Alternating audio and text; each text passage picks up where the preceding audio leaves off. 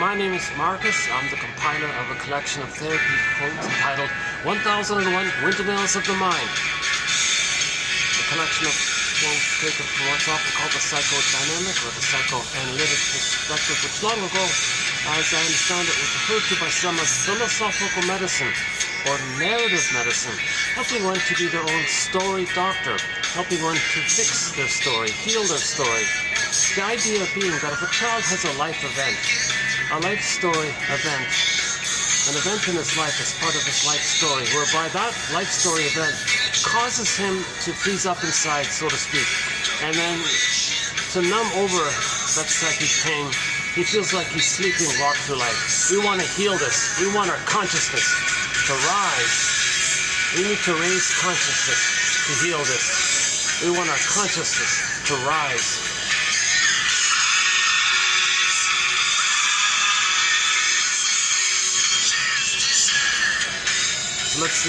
So let's see if we can post a few more quotes here in this attempt to raise consciousness here. Yesterday I did a lengthy video, over 4.5 hours on trauma, in-depth interview, an in-depth discussion of these quotes. So I feel like today I'm gonna kind of just do some fluffy some light quotes from a self-help author. So once in a while, I'll introduce some psychologically useful or psychologically minded material from self-help books. So there are a few, self-help authors who have been analyzed and then write a self-help book for the general public. So those ones I'm always on the lookout for because they write clearly and all this. But most of the material comes from the analytic tradition. So we've got Margaret Mahler's theory about development, and Melanie Klein's theory about the positions, and about projective identification, the splitting mechanism. Masterson kind of synthesizes developmental object relations theory, Fairbairn's theory about the endopsychic structure, the work of Edmund Bergler, Karen Horney. So most of the material is sort of comes from the psychoanalytic sort of mindset or something. But just to clarify from the beginning, I'm not a shrink. I'm not a professor. I'm not a midwife, doula, social worker, nutritionist. I have a humble BA, so keep that in mind. And I haven't been analyzed myself. I wish I could. I wish I can. I'd like to. If I had the funds, I'd be on the next flight. I'd be on the next flight to find a psychoanalytic. Find a psychoanalytic. Or I'd be on the next train, whatever it would be, to find my narrative medicine, so I can heal from my trauma and feel more connected to myself and know my true self more. Not many people are teaching this perspective. I'm doing the best I can to do it in the sense that, well, let's find some useful quotes from the shrinks, and then just try to discuss it and learn about it. So there's no set answer here. This is just brainstorming. These are hypotheses, guesstimates, stepping stones for better ideas, hopefully. Okay, these are like clues. So at midlife, each person is sort of, they may be sort of, around midlife, generally speaking, a lot of people say something's missing. They might ask themselves, am I sleepwalking through life? Am I just going through the motions of life? When does life begin, really? Am I living some kind of provisional life? Life's not supposed to, I feel like my life is on hold. When does life begin? Life's not supposed to be a dress rehearsal. So they might have these kinds of ideas.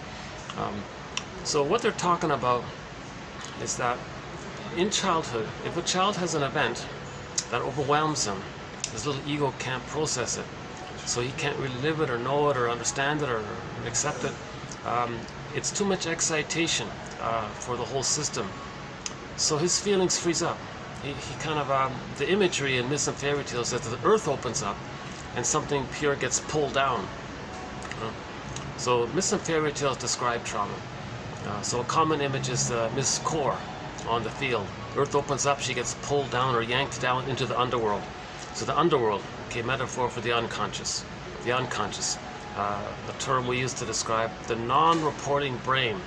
Okay, so the baby's basically the baby's memories for the first 3 years, basically, and we're not aware of it. So that's the unconscious memory, So in general, we might say if the brain sends us information and we're aware of it, well, that's our consciousness, that's our mind, that's our awareness. That's great. That's what we want.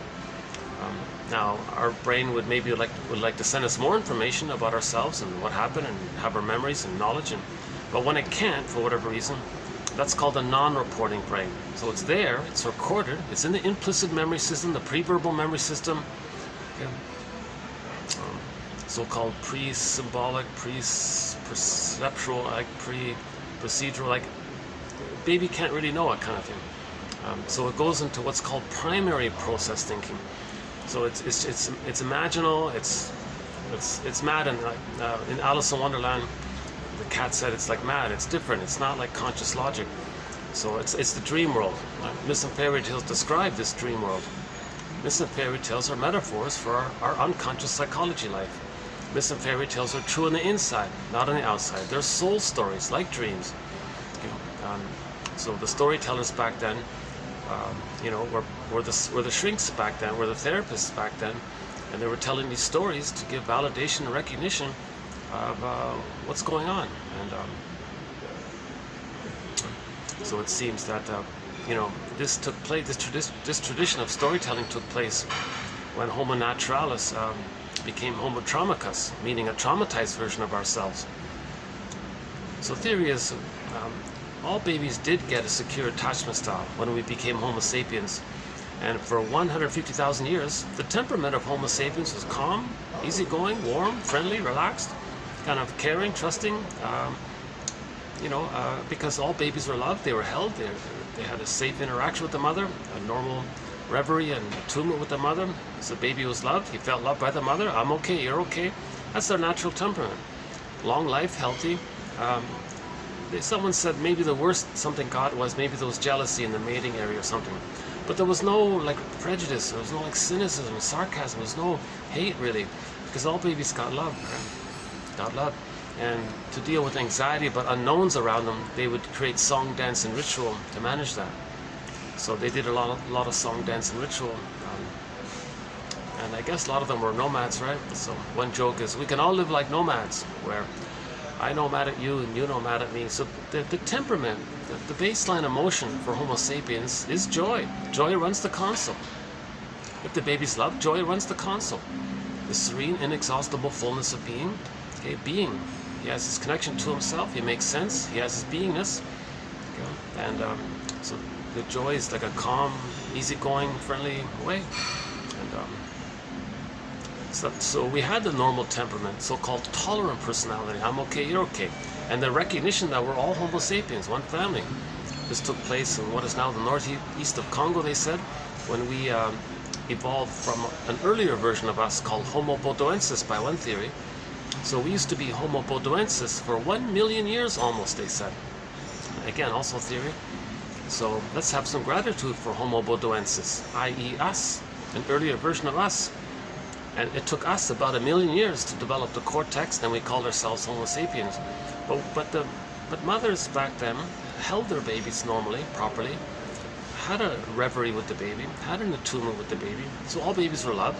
Temperament is I'm okay, you're okay. So things are reasonable, right?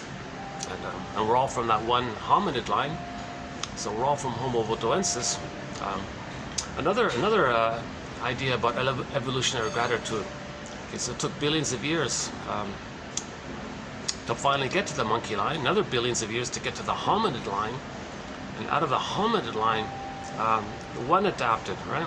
The Homo bodoensis, us. And we're all from Homo bodoensis. This was in the northeast of Congo, theory is. So theory about that is when the cortex developed, that means we understand time. We have an observation of ourselves, so now we have language and civilization, and we can write and draw pictures and things. So then, I guess natural curiosity, or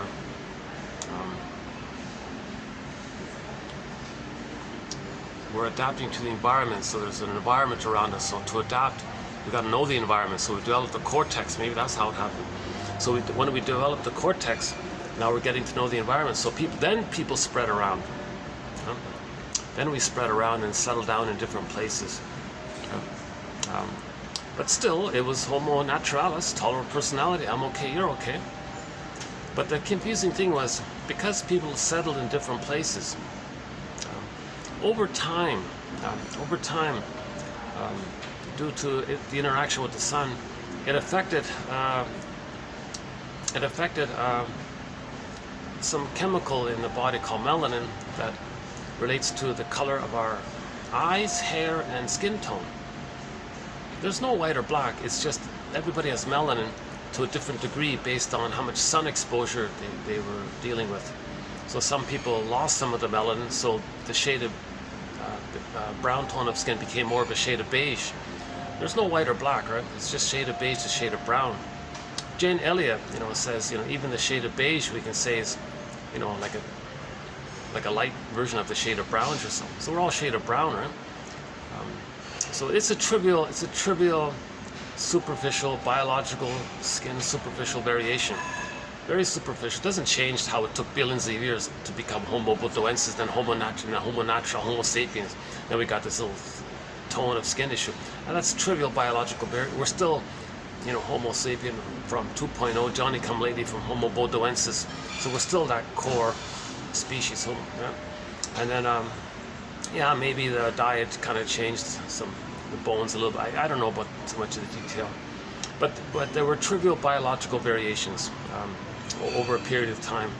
But then here's the confusing thing. As people have settled in different places, oops, whoa, I guess got a fly or something. Unexpected visitor there. Hello, a fly or whatever it was, mosquito maybe. Oh, there he is there. Yeah, one of the companion animals. Let's see. How did he get in here? One of the companion animals. Oh, I'm near the kitchen, eh? One of the companion animals to 1001 Windmills of the Mind. Let's see if I get rid of this fly here. Did you see those old movies with the chopsticks, or the guy practicing kung fu would grab the fly with his...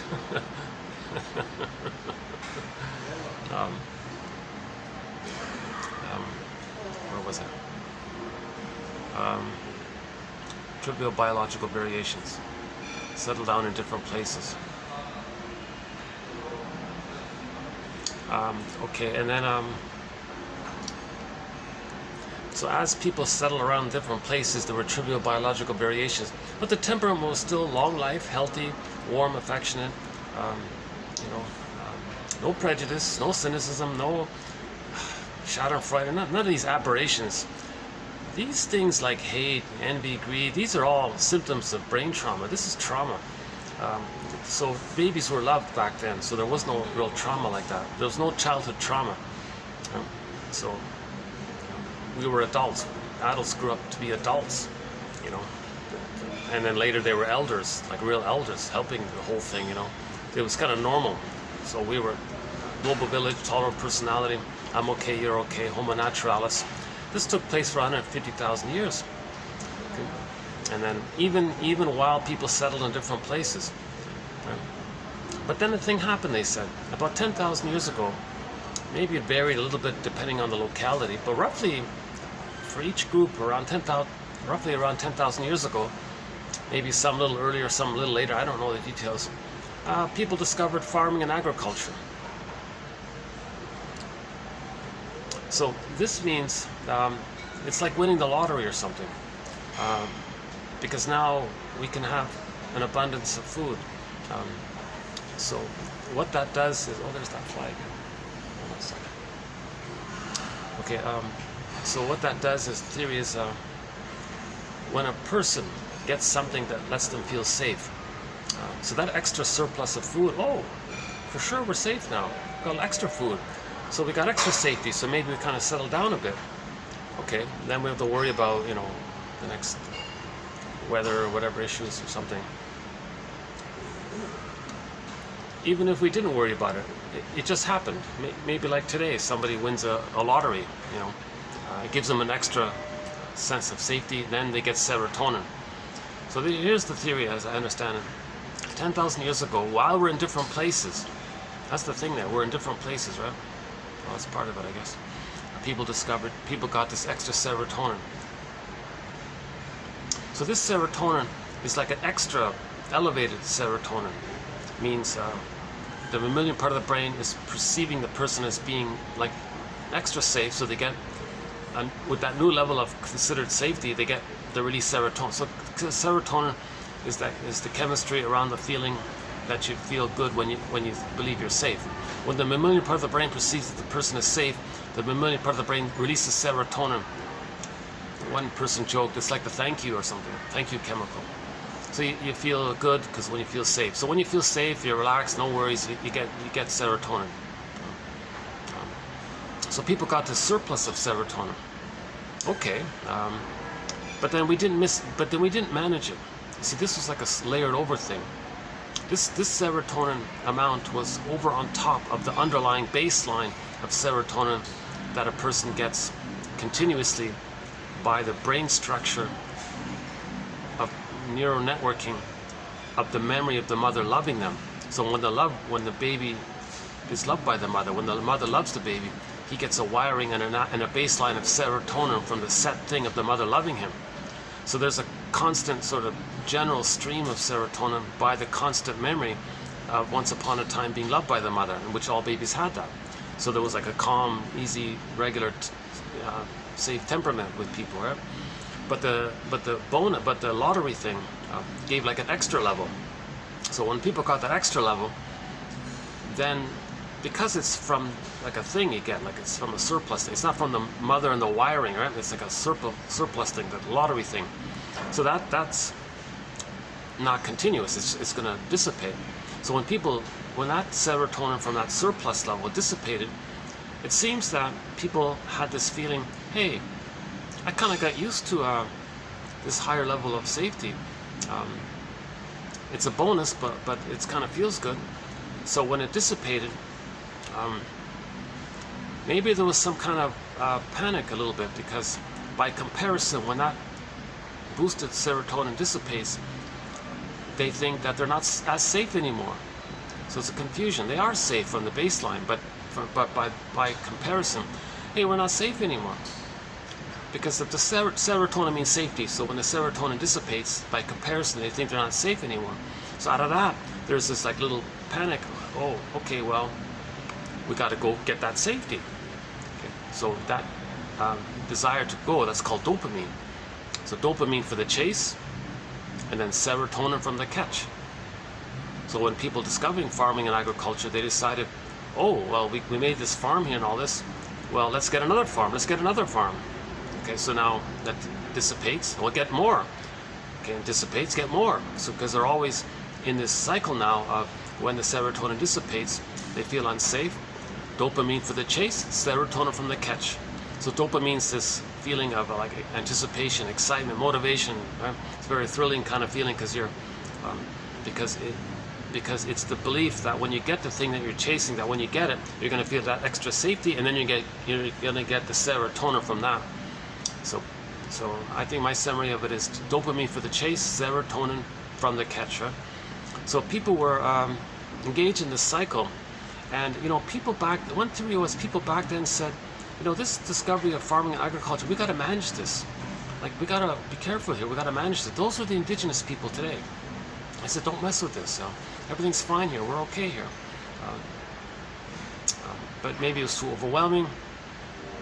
Maybe it'd be like, let's say today everybody won $1 trillion. It'd be too exciting. Let's say some people said, no, don't, just ignore it or something. Pretend it's not there. No, they couldn't do it. A lot of people, are you kidding me? I'm not going to give up $1 trillion. But imagine if everybody got $1 trillion. There'd be all this excitement and confusion, and people would panic and make wrong decisions, and their excitement and all this, right? So maybe something like that happened back then 10,000 years ago. I don't know. So 10,000 years ago, enter from village to pillage. Now we're plundering, now we're grabbing, now we're hoarding, now we want to get more and more. Okay, one Joy Harjo on YouTube has a poem called "Rabbit is Up to Tricks." So some mysterious thing is happening. The rabbit is a trickster character. What's going on? Is there a trick? Is some confusing thing happening? Is this what's going on? Kind of thing, mystery. So now to get that surplus, we entered global pillage. And let's say a generation passes by. Let's say this goes on for a while. And then at some point, the next generation thinks, if we're going to keep on pondering like this, somebody maybe said, hey, wait a minute. If the babies are traumatized, whoa, if the babies are traumatized, they discovered that when babies are traumatized, they're going to believe that their mother plundered and pillaged their soul, their emotions. Okay? So they thought, well, how do we traumatize the babies? They thought. For the first time ever in all of theory, babies were removed from the mother. When the baby's removed from the mother, that's a huge shock trauma for the baby. Where's my mother? I'm not going to make it. Okay. And now, when the baby's removed from the mother, he's traumatized. His unmet need to take in the interaction with the mother, the positive sweetness of the mother, the maternal reverie with the mother, the relationship with the mother, positive maternal experience of the mother. Babies come out kind of early, they're dependent on the mother, so they need to kind of take in not just the food, but like the relation, the warmth and the interaction with the mother. Emotional feeding, they call it. So his basic need got unmet when he's removed. Where's my mother? How can he get that? So yet that need got unmet. He became scared. The fear clicked over into anger. The anger amped up to rage. Right? And now the baby's enraged. His unmet need turned into oral greed. Oral greed.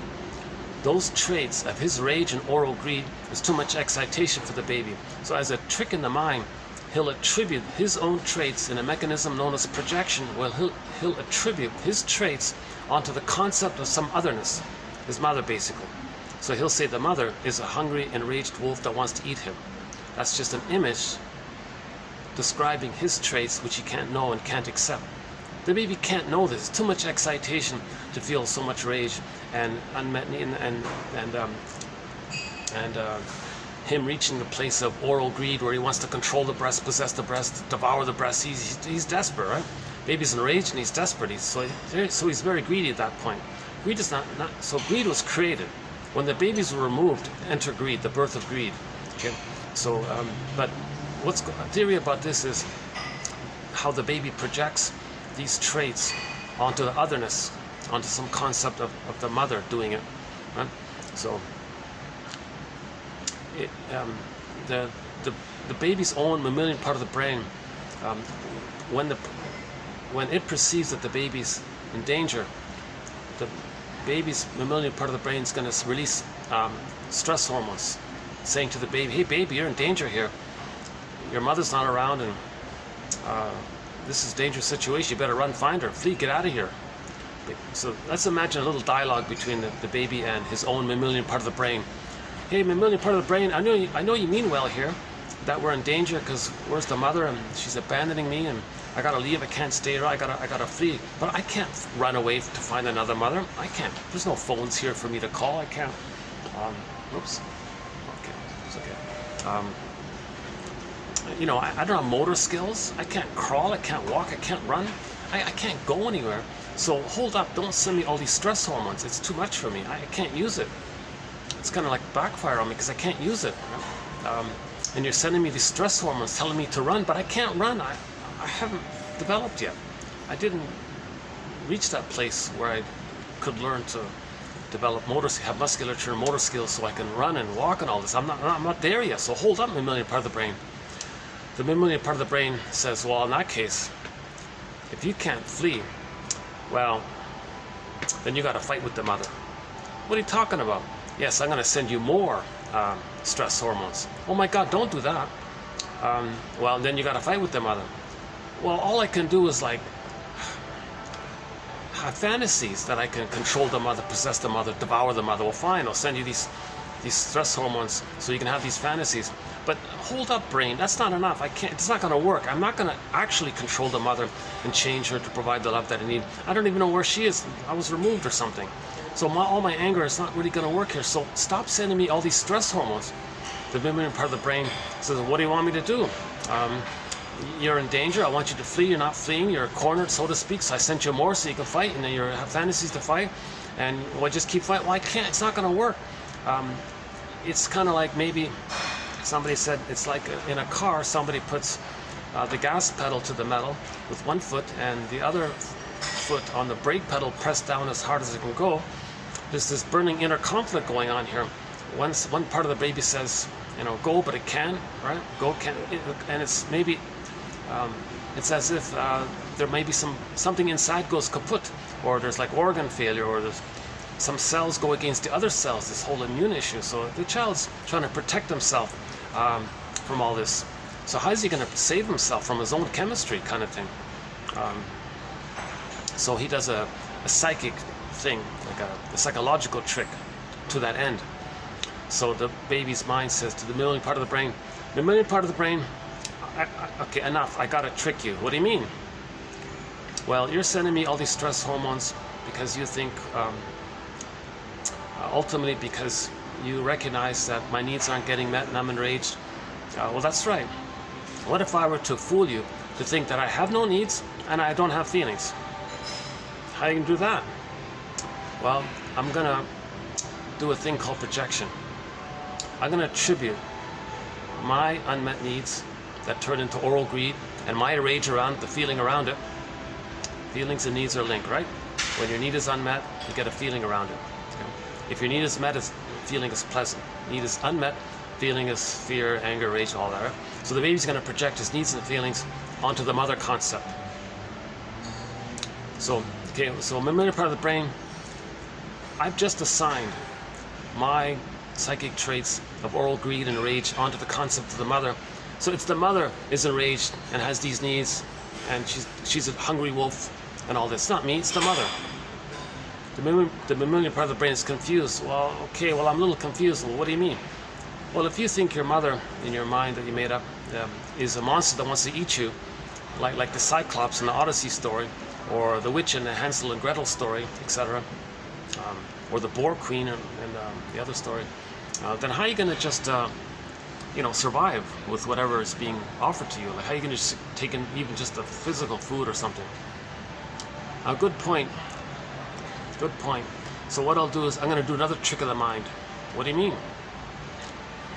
Well, me being related to the refusing mother, okay, the image of who removed the baby from her, and being one with that action, imagined source of who did that, and they're one with that rejecting mother, he'll say, you know what? I'm going to put that whole representation in my mind in a separate bin. I'll deny it, repress it, not know it. It'll go down a tunnel, down a cavern, down another tunnel, down another cavern. Okay, and I'm just going to think it's not there. It's not me. That my being hurt and the mother hurting me, this is something else. Okay, I'm going to hallucinate instead that I have a goddess mother who loves me, who's unconditional, who's sweet and tender, affectionate, and there for me, and I'm one with her. So I'm safe with this goddess mother. The mammalian part of the brain says, well, okay, if you can hallucinate that and think you're one with that, then I guess you're safe by that. Okay, fine, I'll stop sending these stress hormones. Okay, thank you, mammalian part of the brain. So what the child just did now in this little scenario is use actually three defense mechanisms. So defense mechanisms are operations of the mind, maneuvers of the mind, mechanisms of the mind, or mental mechanisms or psychic defenses. Again, this word defense means the child's in defensive mode. He's trying to protect himself from his organs going kaput or something, right? He's trying to protect himself from all the stress. So in effect, you can say he's protecting himself from his own amygdala. The amygdala is pretty simple-minded, right? So he's trying to protect himself from himself.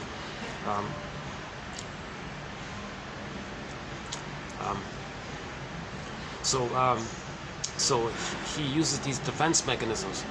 So one is he'll deny that he's being hurt by a mother that's rejecting him, put that in a separate concept, and deny it, repress it, bury it. That's repression. Okay.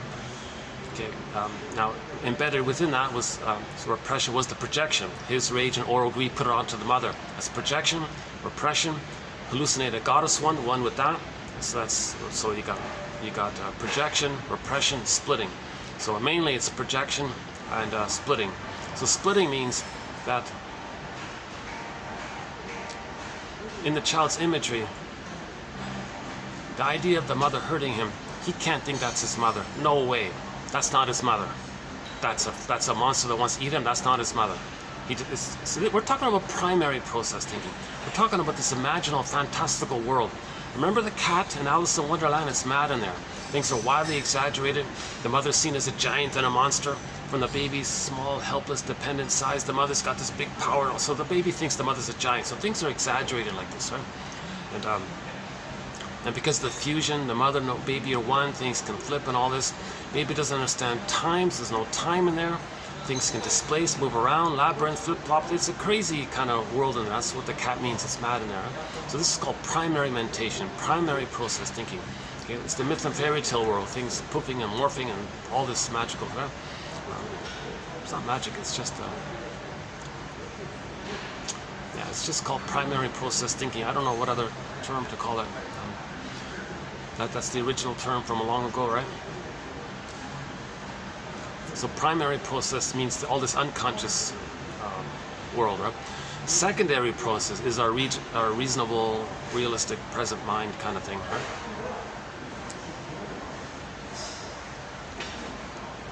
Okay, so the baby did these psychic defenses, mainly projection and splitting. Okay. So he's lying to himself, but it's a trick to not get all that stress hormones. So it's like a compromise there. He's going to lie, but he's got to survive, he's got to protect himself, but at a huge cost. He's going to distort reality. No, the mother doesn't want to eat him. Huh?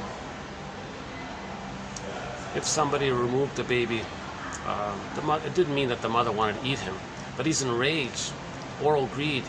He puts those traits of himself onto the mother and thinks the mother wants to eat me. Very dangerous, threatening image, the mother imago, right? Hallucinates the goddess as a splitting mechanism. So another variation of this is, in simple terms, let's say the baby's nursing. When the mother's doing it right, oh, that's my mother. When the mother's missing it, hey, poof, okay, magic, like flip-flop, like the good mother's poofed away and a monster's there, and that's not his mother.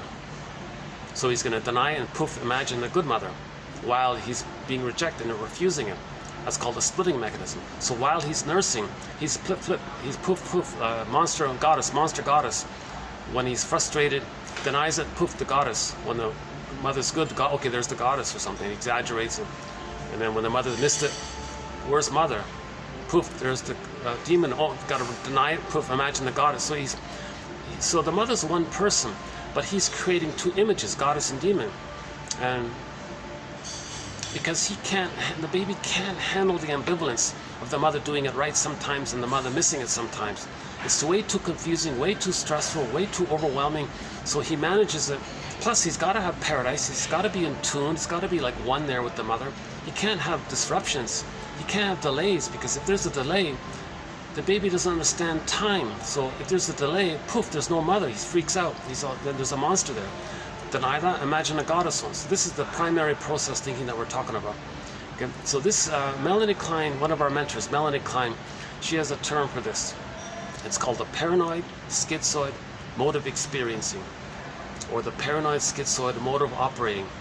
She calls it the position. So I'm distracted because they got a jumbo TV screen just below me there, and it reflects on the glass right in front of me here. So as I'm talking to you, I can see a beach scene with a pretty girl trying to I don't know, sell you something or something. She's walking in slow motion or something. Well, now she's jumping up. Okay, so this is very very distracting. Oh, and now she's okay. This is too distracting. Let me see if I can change my chair here a little bit, so I can show you what I mean. Let's see. Yeah, so you can see the screen. Oh, it changed. All right. Okay, just changed. Okay, that's good. Hold on a sec. Let me make an adjustment here. I'm sure that'll come back on.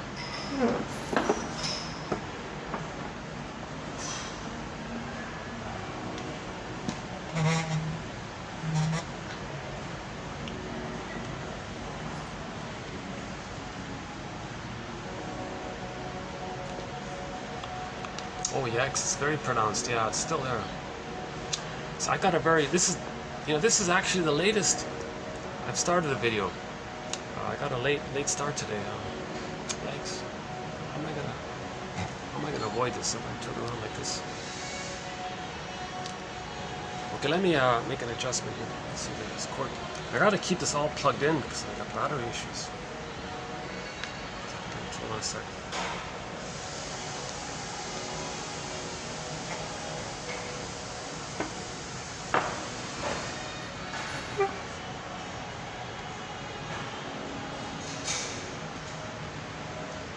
Okay, let me get the pill. Hold on one second. Give me 1 minute. Fast forward 1 minute.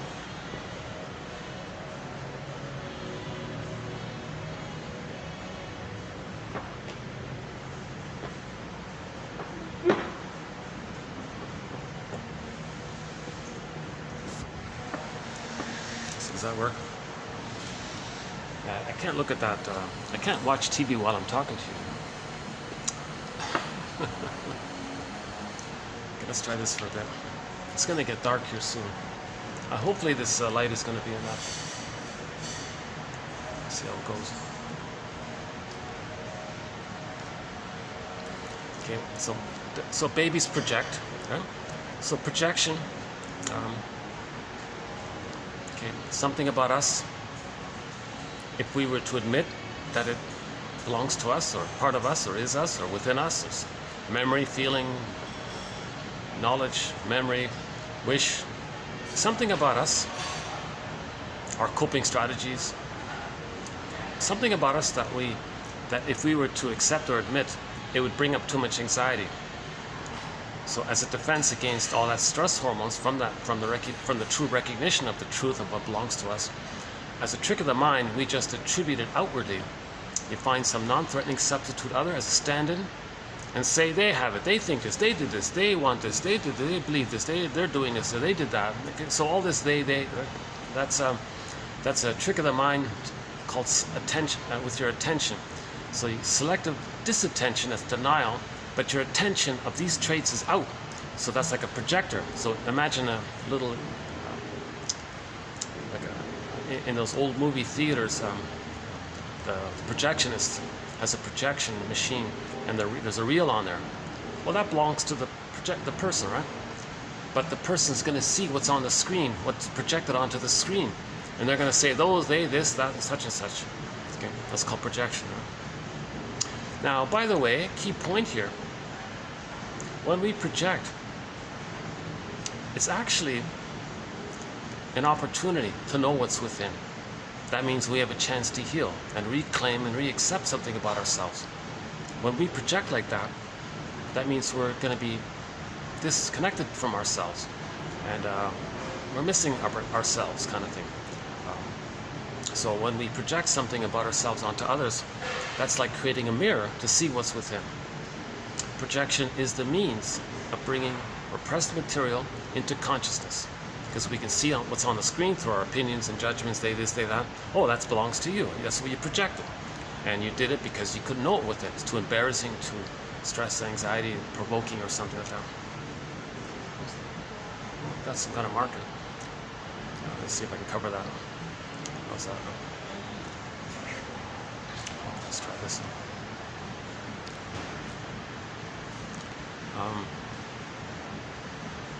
Is that screen still on? Let's see.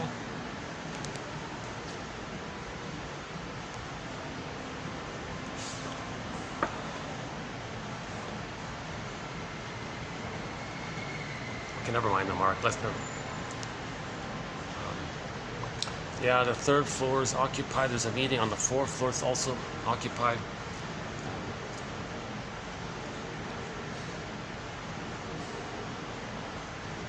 This seems to be mainly like a breakfast, lunch thing.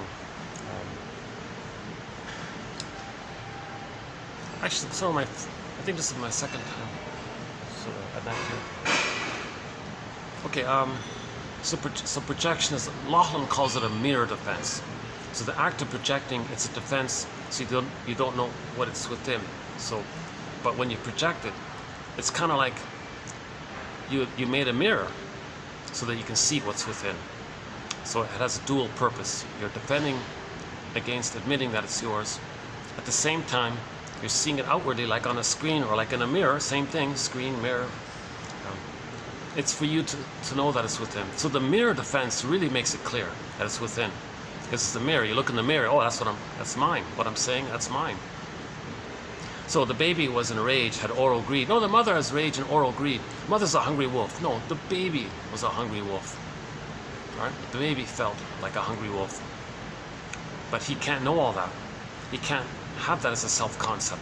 It would be too much stress hormones. Adrenaline would enter into his system. So he can't know that. So that's what we mean. If there's too much anxiety about accepting something, we say it's out, and it blocks the million part of the brain from sending. It tricks it to not send the person all those stress hormones. So that's what defense mechanisms are basically about, right? And there are hundreds of them. There's sort of like a core, sort of main top 20, and then there's variations of them. Projection is the common one. Repression is another one. Okay, and then identification with the aggressor. That's a drastic one. Rationalizations. That's when you don't want anyone to know that you're lying or something. So you make up some excuse to make it sound like you want to give the appearance of being reasonable, to hide how you're being really irrational inside, right? And you want to hide it. Impression management, or what do you want to call it? Okay, so reaction formation. Okay, that's like counterphobia. To stay in touch with what's true, you flip it, say the opposite, and that links you to what's true within. Okay, so a common example is, in the sitcom, the girl liked the guy, but she just kept saying, "Oh, I hate this guy." But the viewer knew she kind of liked him, but she didn't know herself, so she was using a reaction formation. Usually, it's common examples with devices, right? Somebody wants to fill in the blank, but he's embarrassed to know it. He doesn't want to know it himself, so he goes on a soapbox and says how that very thing is so awful. So he consciously thinks the opposite of what he really wishes. It's called reaction formation. Another defense mechanism. The issue of symbiosis.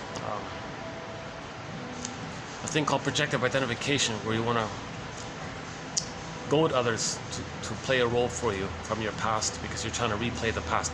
Repetition compulsion, a major defense mechanism due to trauma. Okay, in the last video, oh my God, the last video, the lengthy one, the 4-hour plus one. Actually, that turned out to be the longest video here in 1001 Windmills of the Mind. I think it was 4 hours and 49 minutes. The longest video. Yeah, I lost track of time there. But it was good. We got some excellent quotes on trauma. That's part of why it took so long, I think.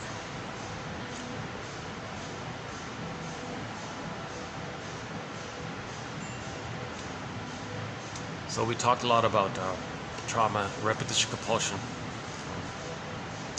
So as a defense to not feel the trauma, we repeat it, recreate it, relive it, reenact it. That acting it and staging it, that means we're not remembering it. At the same time, we're trying to remember. In trauma, we have a thing called amnesic memory, unconscious memory. And we're trying to find personal history. We're trying to find narrative truth, hence the idea we need to be our own story doctor. Okay? So when we recreate in the present and then relive what happened in the past, using others in the present as stand-ins, characters to represent the past. Okay, so the present becomes the presenting past. Okay, and we're recreating and reliving it. We're doing this to know what originally happened. If we observe what we are creating in the present, that's like a mirror to know what happened in the past. So we're trying to find memory. So when we repeat, we can regard the repetition compulsion as like a communication from our unconscious self.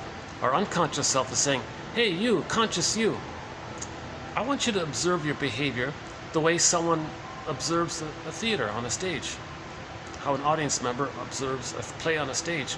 I want you to observe yourself. I want you to observe yourself, because your puppet master, your unconscious self, I'm going to get you to distort the present, interact with people as if it's still the past, get you to relive the whole thing, and I want you to observe yourself in the present. That's me trying to bring the past into your awareness, to make the unconscious conscious. So it's a dual thing. It's a defense against memory, and it's an attempt to find memory. So that's the whole therapeutic turning point, when we can observe that something in the present is a symbolic staging or a communication from our unconscious self trying to make us conscious of the past. So the last video we spent a lot of time, actually the one prior to it, the one prior to transfer, oh my God, because sometimes repetition compulsion is called transference, acting out, where we transfer the past into the present and then act out the past. So acting, actors, act. We're going to act as act. We're not remembering and talking, we're just acting like a theater thing. So we're going to be an actor, and we're going to play a character from the nursery, and someone else is going to stand in for another character in the nursery. So it can take two forms usually. Someone in the present can be a stand-in for them as a child. The person can imitate the mother and replay in the present what the mother did to them. Or they just replay it directly and get somebody in the present to represent the mother, and then coax them in that role and recreate their disappointment in the nursery. So we're playing this. So the baby, with trauma, the baby creates a record. Mother shaming. It's like it's a one-tune thing. It's a cry for love. Mother, don't separate me from you.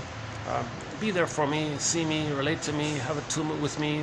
Give me like a paradise, a heaven, you know, like a paradisical kind of relationship with you, and see me. And because what you do with me, Mother, I'm going to later do to myself. If you're not around, I don't have that experience. Something's missing in me. So I'm going to feel empty and all this, and I'll lose my feelings and needs, get squelched, and I'll feel numb, and mercy, endorphins. Okay, the one about endorphins, the last video, we spent a fair bit of time about endorphins. Okay, so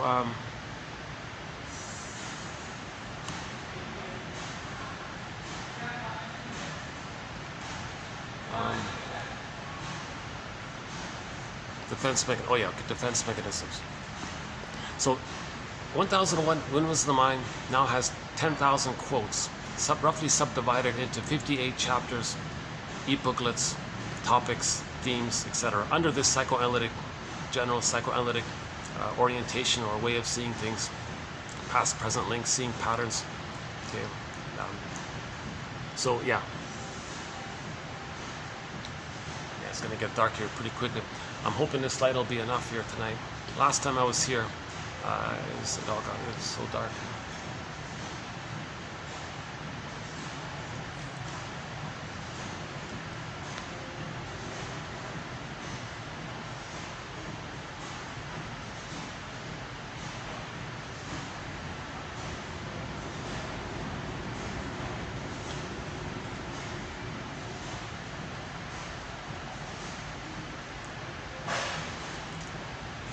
So each defense mechanism is sort of like a separate chapter.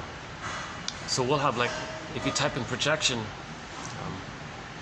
in the mini search engine embedded like within the channel here, you'll get hundreds of quotes on projection. Likewise with all the other defense mechanisms. So the core premise of that we're operating from here is that the child emotionally freezes up when he loses his needs and feelings, when he has to squelch it. So if the baby's needs aren't getting met, and then he's enraged and the mother ignores it, what is the baby going to do? He just has to deny that he has needs and feelings. That's psychic pain, that's emotional pain. It's numbed over with the endorphins. The endorphins is like the mercy numbing thing. That's why people at midlife might say, I feel like I'm sleepwalking through life or something. So a key quote, a very good quote from the last video was, when the baby's in pain from his mother, it's going to click in the endorphins. Now with trauma, there's this, okay, so shall I compare thee to an onion? So although on the surface he feels numb, I feel nothing, underneath he feels psychic pain, emotional pain. So it's operating from there. Right? So for Elvin Samrat, first of all, says, you're never not feeling anything. So don't say you feel nothing. You feel numb. Well, no, you're feeling, that numb is like the mercy over the underlying pain. He says, if you think you feel nothing, you're hurting. That's when you're hurting the most. It's just numbed over with the mercy of the endorphins. So it's the underlying issue that we're talking about. When a child loses his golden ball, needs don't get met, feelings ignored, very shamed. Baby feels very shamed. Okay? The image is the earth opens up, Miss Core gets pulled down into the underworld. Okay? The backdrop scene of the underworld scene, the unconscious, is the emotion of shame. That's depicted by the storytellers as the hell scenery, the fiery imagery. Okay? So the scenery of hell in a myth or fairy tale describes the emotion of shame. Shame is this burning, biting feeling, fiery, burning, biting feeling. Okay, that's shame. Baby's enraged as well, so that could be mixed in as well. Okay, when the baby's shamed, he's enraged, so there's all that fiery imagery. Again, once again, myths and fairy tales are true on the inside. They're metaphors or psychological mirrors for the inside. They describe the inner life, the inner world, the unconscious world, the primary process world. They're like dreams, they're soul stories. They're true on the inside, not on the outside. Every character in a myth or fairy tale represents a personification of some element, some psychological element of one mind, of one person. So a whole fairy tale is like one long dream of the mind of one person. Okay? Just like a person might have several dreams at night when they're sleeping, it all belongs to one person. Similar sort of idea. So when the baby comes out of the uterus, humans come out too early.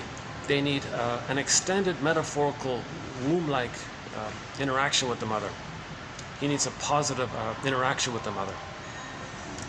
It's called the maternal holding environment, positive maternal experience, where what took place originally in the uterus, the attunement, the smooth attunement, baby, cord, placenta, mother, mother, placenta, cord, baby, baby, cord, placenta, mother, A, B, C, do, re, mi, 1, 2, 3.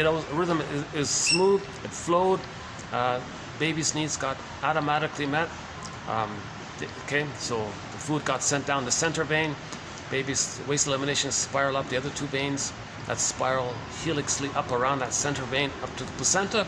Placenta metabolizes everything perfectly. Okay, and then what he needs gets sent down the center vein, and it's all kind of smooth and easygoing. It's relaxed. Okay, this is called, so the mother's attuned. There's a tune there. It's musical. It's tuned. A, B, C. It's all very smooth like that, right? So the baby feels safe. His needs get automatically met. No stress. Now all babies are born. It's basic that all babies are born with the body that's alive. So the aliveness is the golden ball. So the baby enjoys the present. He has his golden ball, joys at the console. That's basic joy. The natural emotional driving temperament, the emotion that drives the car of a person, is the joy. So babies have that. That's natural. The natural temperament for a person is that joy, calm feeling, called the serene, inexhaustible fullness of being. Okay, being, connection to yourself. I feel, therefore I am. So the baby has, and he's enjoying the present. He's enjoying the present. Assuming there's no prior prenatal shock trauma that froze him in some earlier place, and then he's numbed there and he's just going through the motions. Assuming there's no prior issue there. So the womb just needs to be so-called a welcoming womb. Mother doesn't drink alcohol, argues with people outside of her, watch scary films or something, doesn't go to a heavy metal concert or something. So it has to be like a welcoming womb, right? We don't want the baby to have prenatal distress syndrome. He's kicking around, the cord is twisted around him, the baby's kicking in a panic. The mother says, hey, look everybody, little junior inside's gonna be a soccer star here. And some people are shaking their heads, oh no, oh my God, don't you get it? The cord is twisted around your baby's neck inside. He's not breathing properly, he's in a panic, he's desperate, he's terrified, he's kicking to try to free the cord around him. He's scared and don't you get it? Could you calm down? Maybe it'll kind of clear up on its own, kind of make it safe in there. But if he's in an unwelcoming womb, the mother's cortisol goes into the placenta. They said the mother's cortisol can actually go down the cord into the child. Now the child is receiving stress hormones from the mother. They said that can happen. So he's stressed out from the mother. We don't want that kind of thing. There's a natural barrier there, but if the mother's too disturbed and all this, it can affect the baby, right? So let's assume the baby has a normal, welcoming womb, right? Well, okay, never mind the market. I'm slightly distracted by the market. Let's see. What if I turned around like this? Is that better? Looks a little Christmassy in the back, huh? Okay.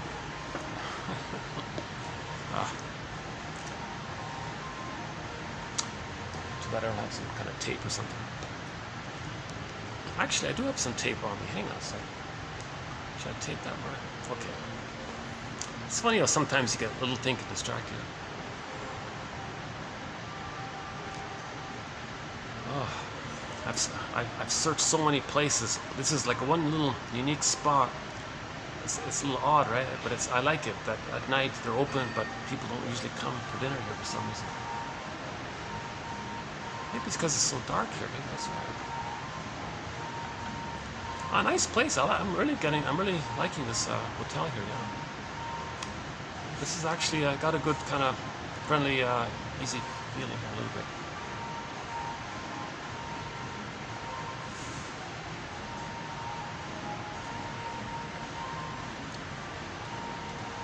Okay, so assuming there's no prenatal distress syndrome or prenatal shock traumas and all this, the child is in a welcoming womb. Okay, so he has his I feel, therefore I am. So he has his golden ball. Now the golden ball is like the vitality of our feelings, aliveness of affect, needed affect, appropriate affect, a wide range of affect. All of his feelings are there. Okay, so this is symbolized in the Disney film Inside Out with joy and sadness at the console. Now the whole point of that Disney film is that joy and sadness got zooped away. So what's left at the console?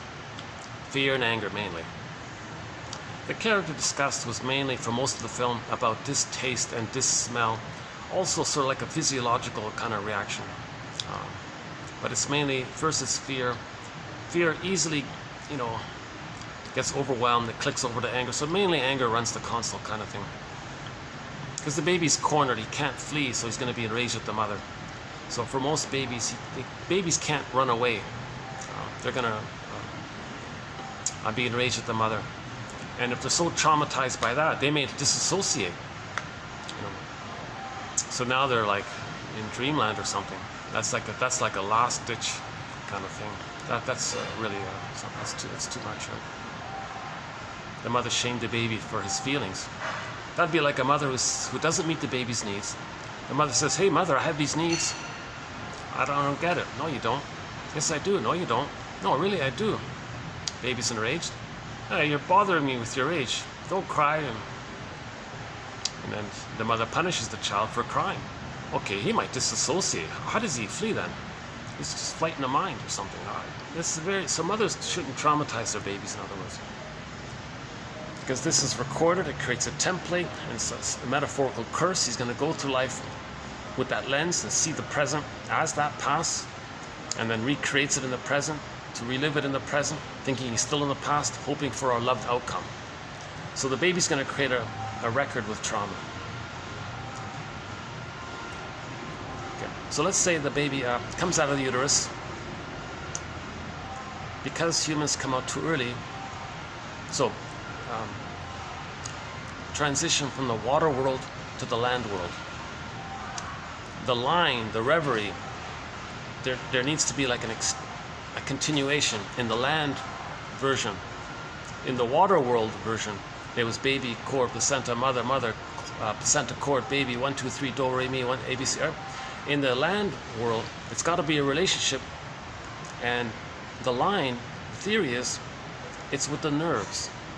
When the child's suckling, something about the mucosa nerves in the child line up with the nerves in the mother. Okay, the nerves in the nipple, breast of the mother. So the mother, now the baby's relating mainly to a part of the mother called the breast mother. Baby doesn't recognize like the mother is like a full person, a separate person with her psychology. Baby's just sort of relating to the breast part of the mother. That's the theory, at least in the very beginning, right? So that's called part-object relating. Okay, not recognizing that the mother's like a full separate person, and the child doesn't even know that he's a full separate person. He thinks he's some kind of imaginary god or something. We don't. Right? This idea of sense of self for himself and sense of otherness and respect that the mother's a person with her agency and feelings and history and all this, person in her own right, and the child's a person in his own right.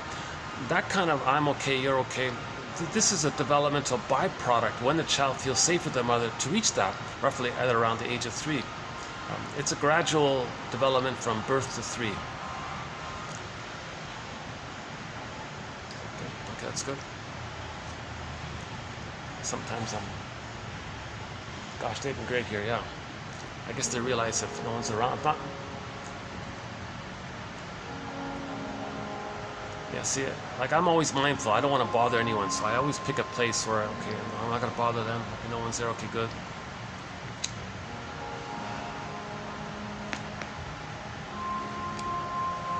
Yeah, this is going to be a night video, yeah. Luckily, today's quotes are sort of on the lighter side, so that'll be it.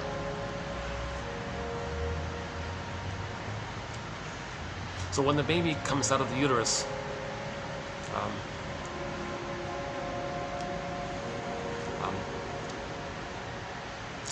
he's saying, hey mother, I need a line with you, a line of communication with you.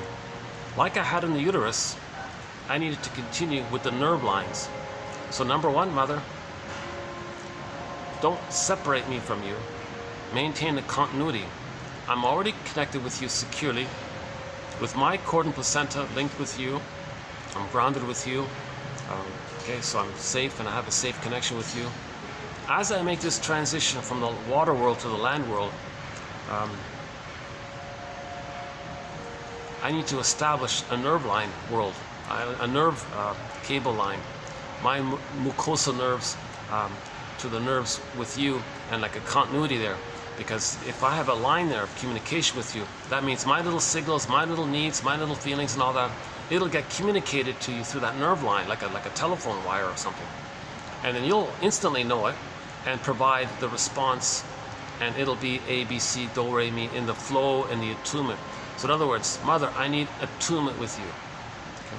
Most in particular for the first 4 to 5 months, that oneness, mother, that I had with you in the uterus, where I was in paradise and I was one with you, and we were one kind of thing, the two is one, and you're just there to let me think that, and I was able to think that you're me and all this. I need that to continue. Okay. So mother, in the uterus, I had paradise, okay? Shambhala, Shangri-La, Nirvana, Avalon, paradise, Garden of Eden. I had my golden ball, I was alive. I even believed that, and I still believe, that you are me, that your power is my power. I'm in a stage of undifferentiation with you, mother. I don't know where I begin and end and where you begin and end. And I haven't reached that place of differentiation. So I think, plus mother, I think that your power is my power. So I feel pretty good that way. Plus I think it's all about me and it's all for me.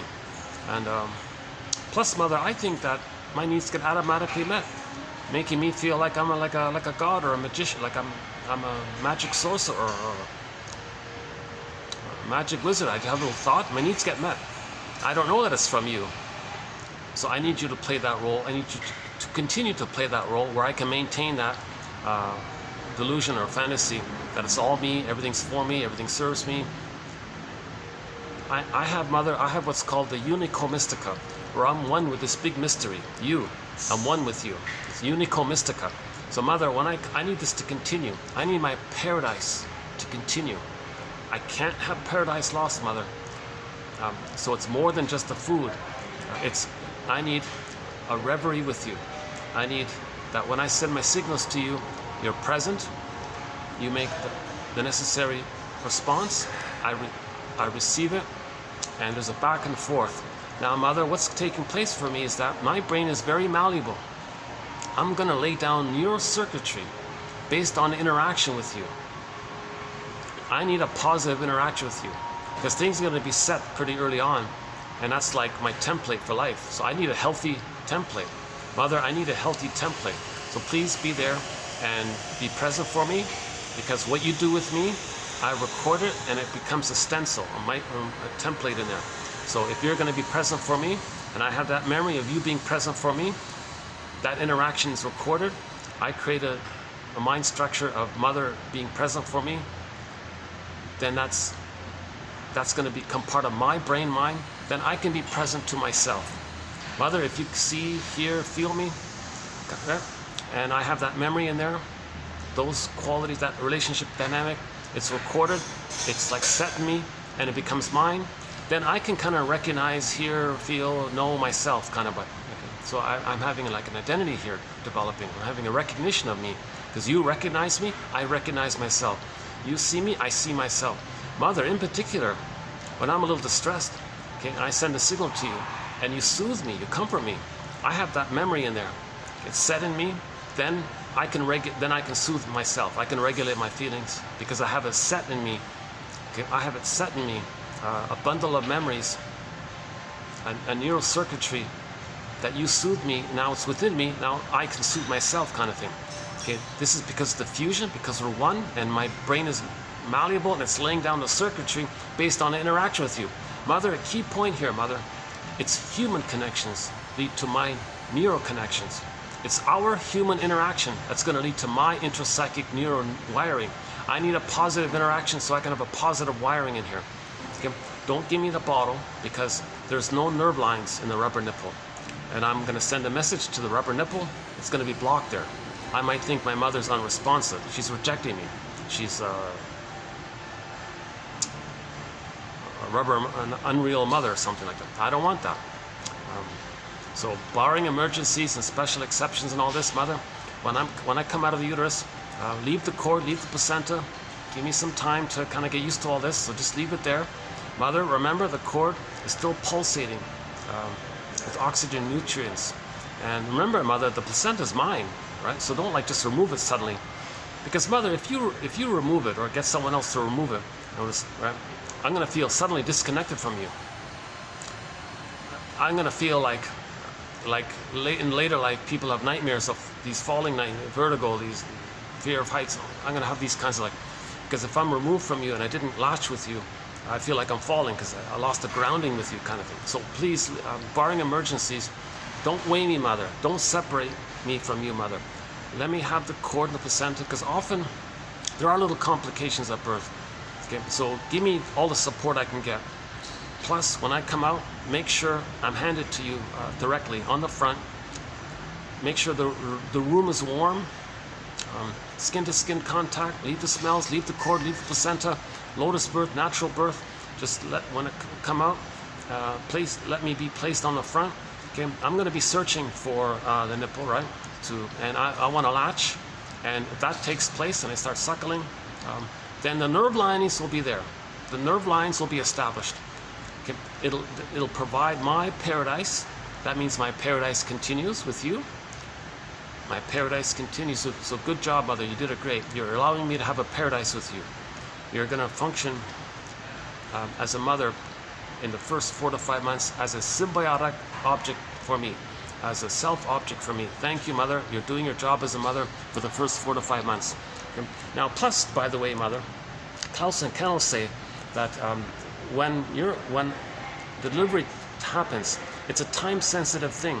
Klaus and Kennel say that you're going to produce all these hormones to help me latch onto you and bond with you. Okay? And that line is going to be established. That line is not only for me.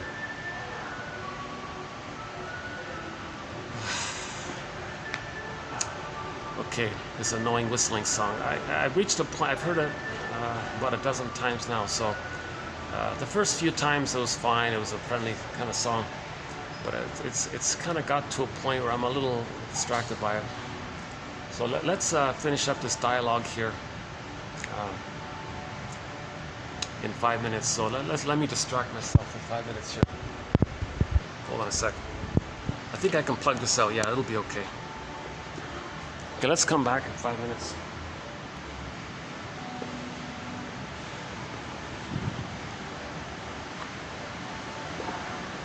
Maybe I'll just go down in a minute.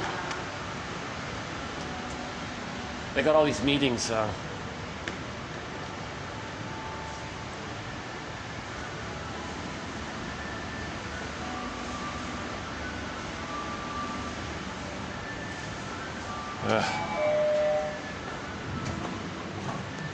Oh no, the whistling will be down. Yeah, so let's go up then. Okay, let's try it up then. Yeah, sorry about that.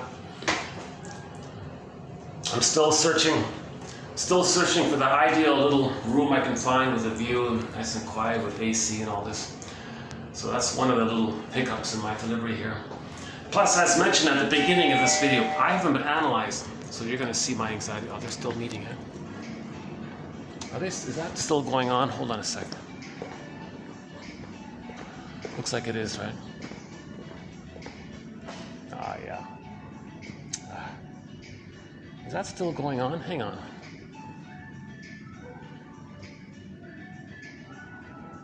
Okay. Oh, that annoying whistling is up here as well. Oh, Jesus.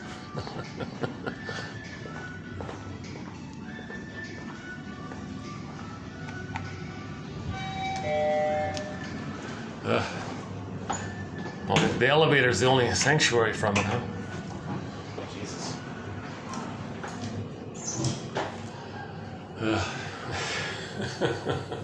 Oh, we're going to hear it again on the third floor. I think there's also another meeting here. Let's see. Is it still going on?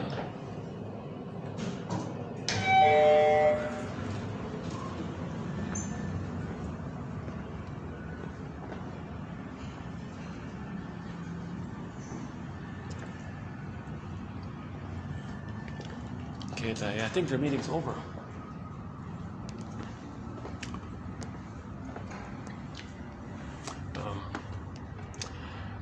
I'm just distracted myself for that song goes on for about 5 minutes, I think. It's hard to think and talk about what's going on or something. Oh no, they're still going on.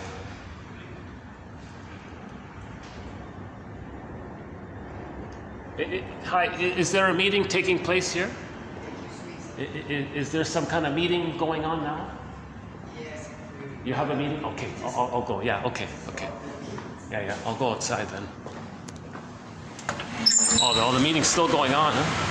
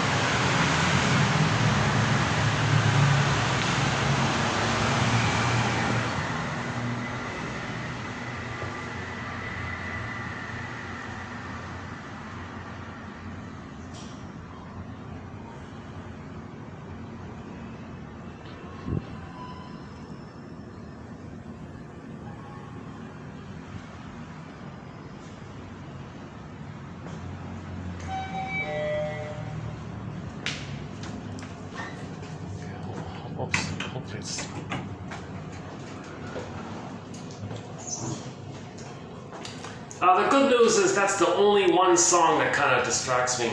The rest of the soundtrack they have up there, it's fine, yeah. And another good news is that nothing's copyrighted.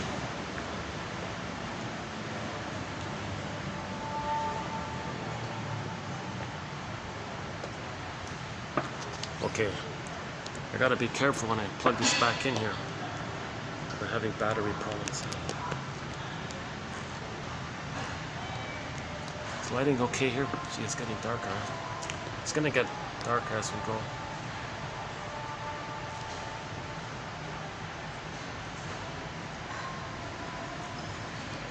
So the baby, hold on, there's a pop-up.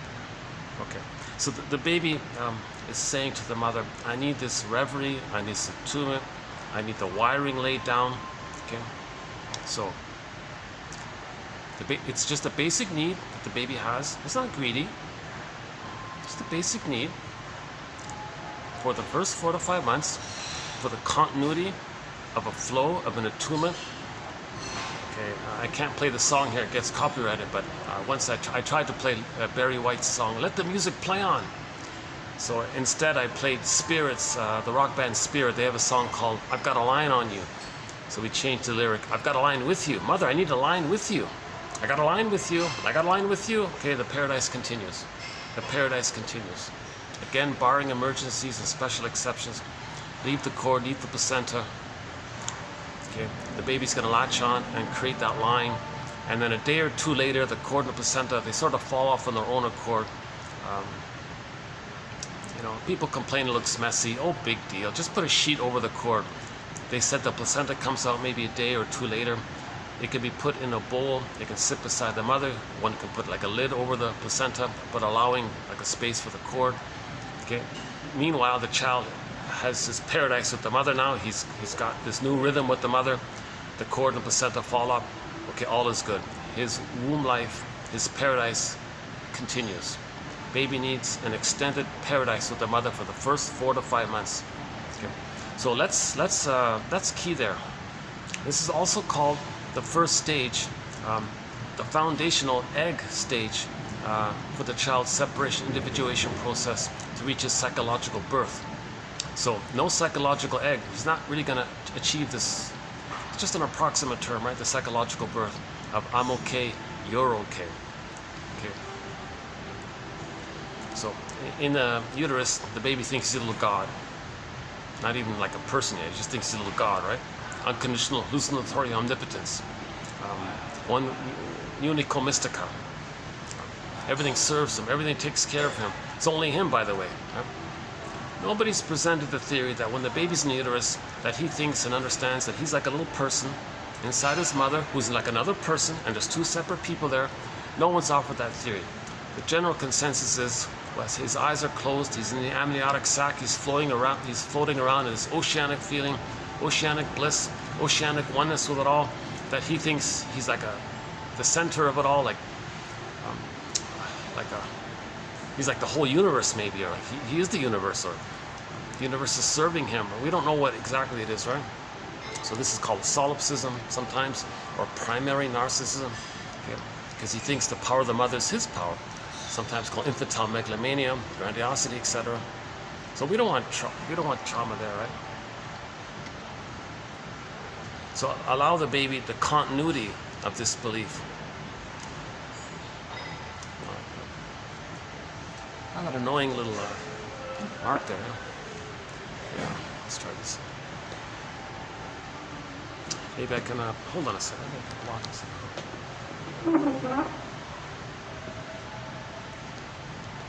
Still getting the light? Okay, let's try this. Sorry about the lighting, it's going to get worse, I know. It's going to get pretty dark in here.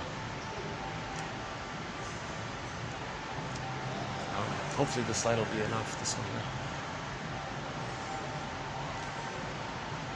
So, if the baby's not getting that, okay, if something, baby is removed, let's say, okay, poof, where's my mother? Enraged, unmet needs. Creates an image of the mother as a hungry wolf that wants to eat him, to symbolize how he feels and something to represent his unmet need. Okay. That can lead to stranger anxiety in the future and prejudice in the future, where they fly that frightening mother, hungry wolf image onto others and say, well, the world is just eat or be eaten. My greed or your greed. Because those slogans represent trauma from that place. Okay. So people with slogans like that, and actually I heard, there's people on YouTube that say this, you know, it's just my greed or your greed, my envy or your envy. He's talking about the brain trauma of not having that line with the mother. Him being enraged, oral greed, makes an image of the mother that possesses his traits and thinks in those terms. Well, mother's going to eat me, or I'm going to be like the mother. Okay, so it's eat or be eaten. That's his mentality. Dog eat. He's going to have these kind of slogans. It's a sign of trauma, by the way. And it took place 10,000, that's what we started with, 10,000 years ago. Babies were removed to make them believe in that, with that attitude. Because if people have that attitude, then it facilitates the pillaging and the plundering, eat or be eaten. They have that kind of so-called barbaric, traumatized mind kind of thing. See, it's interesting because a famous guy said indigenous people are psychologically healthier, well, before they're so traumatized. by others, right? But normally they're more developed emotionally because they maintain the traditional continuity that babies need a secure attachment style with the mother. Okay. A lot of people are losing it.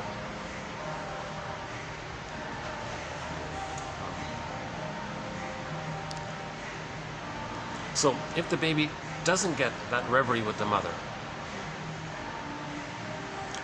the line is broken, let's say.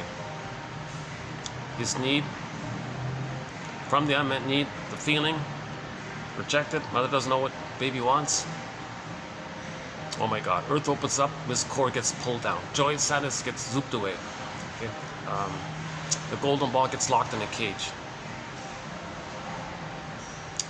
Children, hungry children lost in the forest. In the Pied Piper of Hamelin story, the mountain opened up and the children got locked in the mountain. Very dramatic images for repression. Something pure, innocent, alive, like the golden ball, like the children, like the maiden, gets zooped down. Okay, that's called repression. Okay, it's squelched in the. It's like recorded in an imprint in the non-reporting brain. That's like repression, pressed down into that part of the brain, and it creates an imprint, a template, a scheme, a script. It's a recording. It's sketched in there or something. It's like those sketchings, those metal sketch.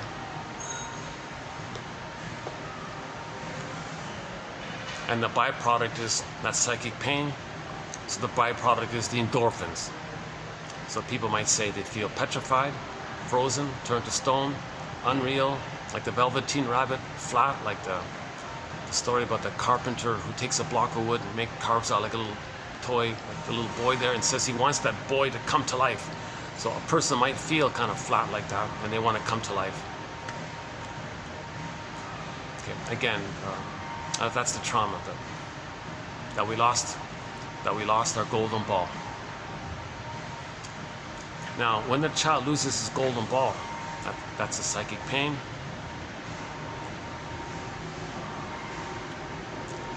That repression of the golden ball and that pain that's taking place, it clicks into the organism's recognition that when there's a wound, that the organism wants to heal. There's this innate drive for healing. Part of human evolution, if there's a wound, we're going to try to heal it. We're homo traumica, so we're trying to heal it. Hence the birth of storytelling, know thyself, mythopoetic movement, mental hygiene movement, know thyself movement, self-help movement, psychoanalytic movement, all these efforts to know thyself. Started with philosophers from long ago, not just recent psychoanalysis. Okay, Eto Hope from ancient Africa talked about holism, holistic, the mind-body connection. The ancient Asian philosophers talked about this perspective. The yin-yang symbol, very powerful, very helpful. One from Confucius, he said to his students once, "Dear students, almost 3,000 years ago, dear students, when I'm in a party of 3, I always have 2 teachers. To the one I admire, I study from him. I want him to be my mentor. I want to learn from him. To the other in whom I see traits that I don't like, I search for those very same traits in myself." So Confucius was teaching about projection already almost 3,000 years ago. So these ancient philosophers were teaching about healing using their little stories and things, right? And then it moved over to the playwrights, right? Homer, the Odyssey and all this. And then the literature guys like Ibsen and Goethe and all these guys. Right? And then finally, the Freud sort of synthesized a lot of past ideas and gave it new life with new jargon kind of thing. So he gave it like a real boost, I guess. So it's alive. Psychoanalysis is alive now. It's spread off. It branched off into hundreds of versions of it. Huh? Even self-help authors are embedded in their self-help ideas or psychoanalytic perspectives. Like the last video there yesterday by J Middelton-Moz, where she said, "We project onto our partner how we felt as a child in conflict with our parents. So even a self-help author like J Middelton-Moz said it, right? We project onto our partner how we felt as a child in conflict with our parents. So the conflict the baby has with the parents, it's going to be revoked in the present and transferred into the present. So the things they're saying about the partner, it's a mirror to know the conflict they had with the mother. Okay, so self-help authors are teaching about projection. How's the lighting? Yeah, wait a second. Let's see if I can. What's this one? Wait a second. Let's see if I can. No, that's it. Oh, that's it. Okay, sorry about the lighting. It's going to be a dark video today. I had this issue last time. There was no real place to go. And they shut off the lights upstairs when they close. Look, I'm sorry. This is going to be a dark video.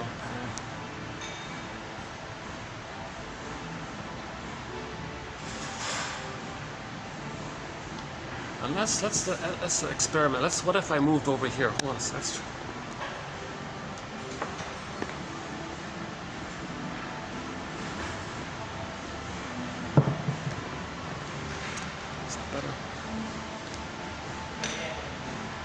I'm getting closer to the staff there. Yeah, so I like that little barrier there between me and the staff. So maybe I'll just wait here.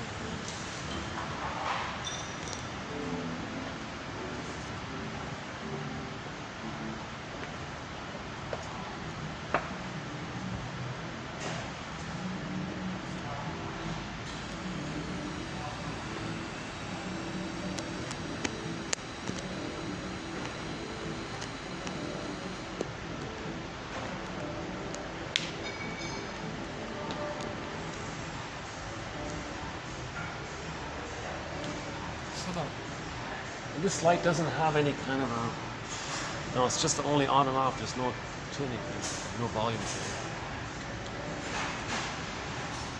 Maybe I should bring another light bulb.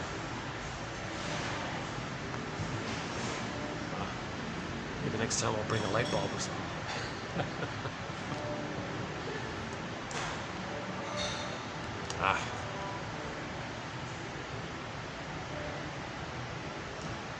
And if I do it downstairs, I gotta buy an expensive drink or something to use it downstairs. Plus, I'm gonna be disturbing guests down there. All right, all right.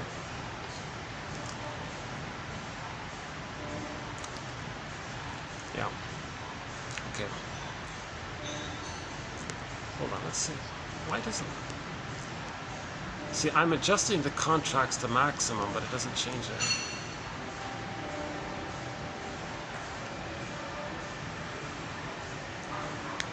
No. I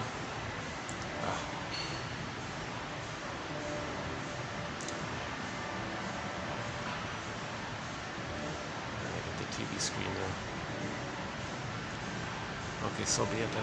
Let's make the best of it then.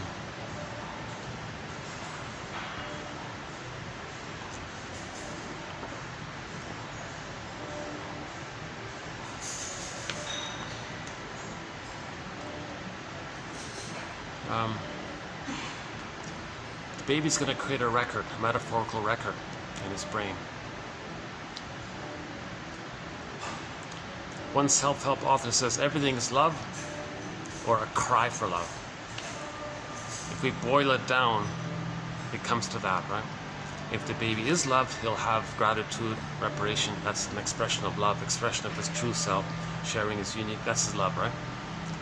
The child is traumatized, he's going to be crying for love, repeating and replaying that original cry for love that he had. So and he's going to replay that. Okay, it's set, and he's going to replay it, replay it, replay it, because the baby's in a state of timelessness. Okay, doesn't understand time. So in the present, he thinks it's still the emotional past, or he's crying for love. So in the present, he'll do a staging thing to represent the past. Okay. The cry for love in the past will be ongoing in the present with others as stand-ins or characters or actors, co-actors, whatever, for the past. symbolic representations like a psychodrama, psychotheater. It's transference, acting out. So they're going to transfer the emotional past into the present and act out that original cry acting that took place, the cry event that took place. They're going to act it out, and it's symbolic or analogous or represents or symbolizes or metaphorizes or characterizes or shows, communicates, a staging thing to represent the original thing. So the original thing is that the baby says to the mother, "Mother, I need paradise. I need the attunement and the reverie, you see me, soothe me and all this. I need positive wiring with you." So let's say for whatever reason, that doesn't take place. The baby feels shamed. He feels shame. It's recorded in the implicit memory system. Okay, Miss Core gets pulled down into the underworld, and the fiery backdrop is the shame. He feels shame by this. It's called unconscious shame. So that's recorded. He doesn't know it, it's recorded. At the same time, it's a dual thing, it seems. He's shamed by it, but he doesn't understand time. He's going to deny it, but another part of him doesn't understand time. So he's going to say, "Mother, no, not shame," as if, "Mother, no, I don't want to be shamed. I need love," but he gets shamed. Love, not shame. If the mother's again misattuned, malattuned, bottle schedule, rough handling, not, maybe some mothers might actually use the baby to comfort her. That'll do it. Some others project their rejecting mother image onto the baby and thinks the baby doesn't like her. Well, that'll do it. Some others parentify the baby, want the baby to comfort her. Well, that'll do it. The mother might shame her own baby to replay her record of how she had been shamed by her mother. Well, that'll do it. The mother might try to use the baby to meet her unconscious needs, whatever they may be. That'll do it. So the baby's being shamed again and again. It's called a strain trauma sometimes. Again and again, it's a strain on the child. So he is shamed by the mother, but he has this cry for love. He doesn't understand time. He needs a love outcome.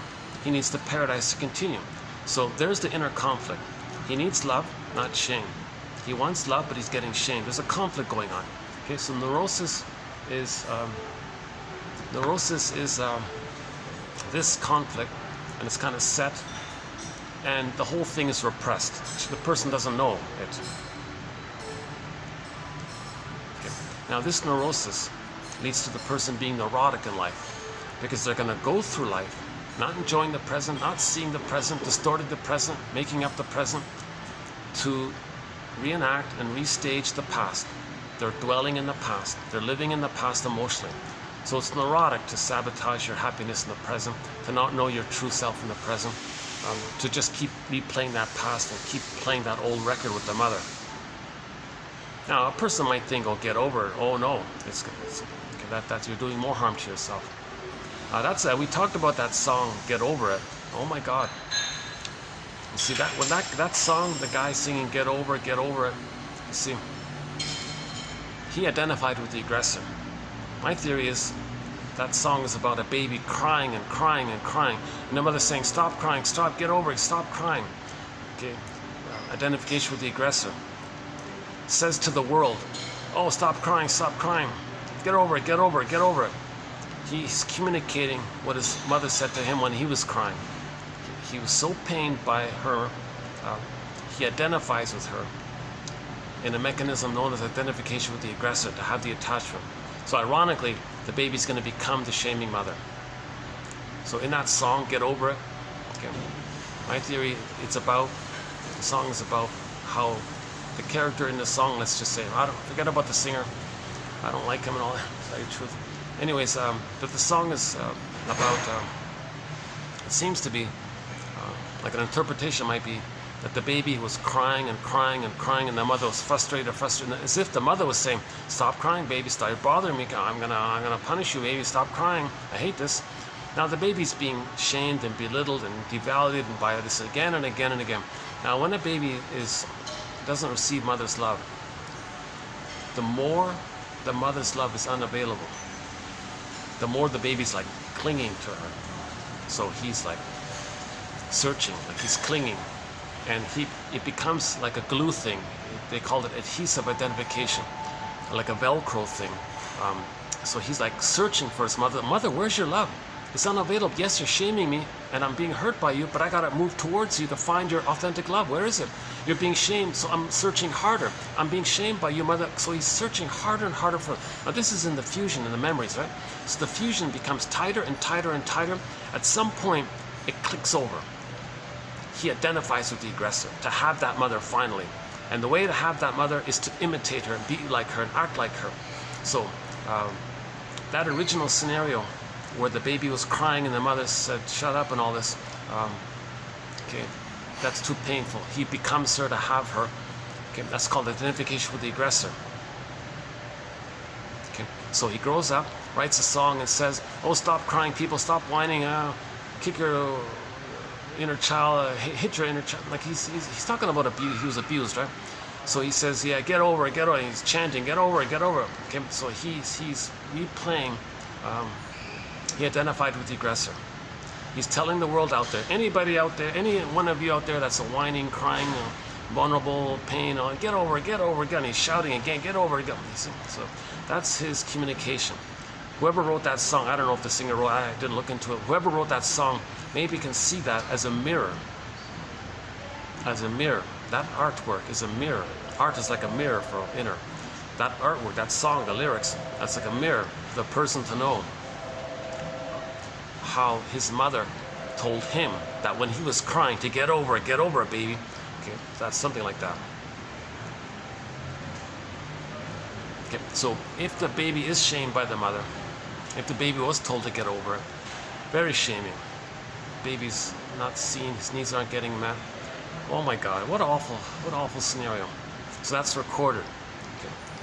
But there's this innate drive for healing. This innate drive for healing is called repetition compulsion. Replay the thing with the mother because the baby doesn't understand time. It's called infinite mourning, timelessness, no time, infinite, forever. It's just replaying it again and again. So it's as if the baby creates a tune, a song. It's got only one song. It's called The Cry for Love. Okay, it's pressed on a vinyl. The simile or the metaphor is that it's this song or tune is imprinted, like they pressed music on those. I'm talking about those old vinyl, long-playing vinyl music disc records, or phonograph or controller records. That you have a turntable, you put it on the turntable. Those records, right? So, and there's only one tune. The Cry for Love. Love, not shame. The inner conflict. Love, not shame. Love, not shame. Okay, that's a recording. He got shamed. I need love. Recreate it and replay it. Love, not shame. Nobody in the present can be the good breast mother from the past, so it's not going to work. It's going to just keep replaying it and replay it. He has amnesic memory. Him replaying it is a mirror to know that interaction. Okay. Then he says to himself, oh my God, the greatest hurt of all, the greatest hurt of all, mother failed me. The truth will upset you free. The greatest hurt of all, mother failed me. Mother failed to provide a secure attachment style. She didn't give me that safety, that reverie, that oneness with her. She failed, whatever reason. Okay. So that's a part of the grief work process. Then we become a psychological detective. Well, let's understand this situation. If we're going to heal, we've got to understand all this. Now we've got to be a psychological detective, existential detective, story medicine detective. Okay. Maybe the mother was traumatized herself and she had a record. And she was replaying her record with the baby as a stand-in for her, whereby she identified with her mother and then treats the baby how she was treated, replaying her record of how she was shamed by her mother, the grandmother, her doing this with the fantasy that by replaying it, that she's back in the nursery with her mother, the grandmother, crying for love. The mother saying to her mother, love not shame, love not shame. So she has a baby and replays the record, shames the baby, thinking she's playing that record, but she's identified with the aggressor. So the mother puts her innocence onto her own baby. Okay. Now that's a new situation. The record is going to be replayed. In every new situation, the record is going to be replayed. So one way to replay that record is called identification with the aggressor. Okay. So that mother who was shamed by her mother, that baby may cross over and identify with her. So that mother rejects herself. That mother has a baby. She'll see the baby as her rejected self and shames her own baby to replay what's on the record, On the record, mother shamed her, so she shames the baby. Sometimes called intergenerational trauma. So let's just go back to the basic. So geez, this light issue is really annoying, you know. Oh, that's a little better, right? Problem is, is this a little better? Problem is, I might be, is that a little better? It's a little better here, isn't it?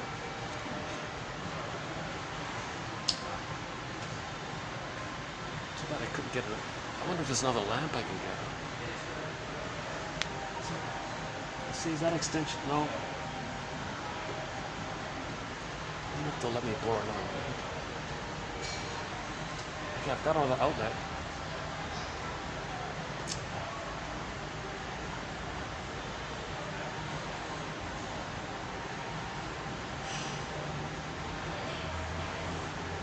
Yikes, eh? What a pity, eh?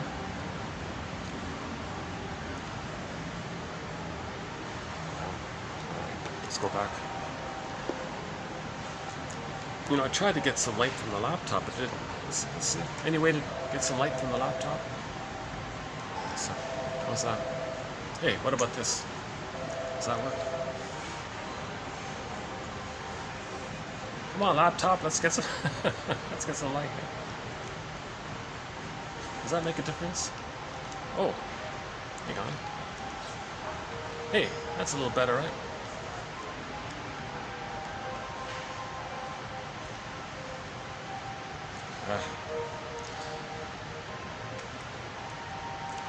Well,